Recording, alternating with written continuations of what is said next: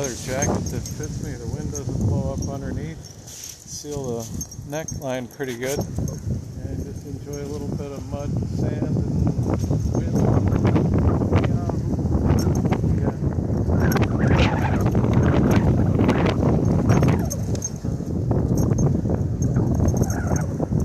Now, these stock pads, boy, am I locked in.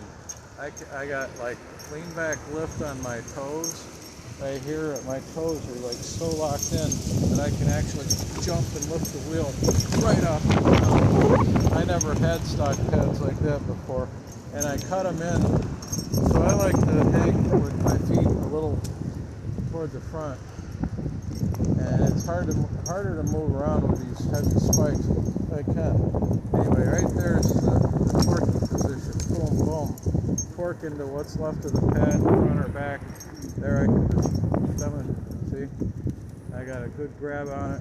I'm all locked in, and yahoo! I can put the leg off. I might be able to take the other leg off if I can ride that good, but oh well. And give them a break.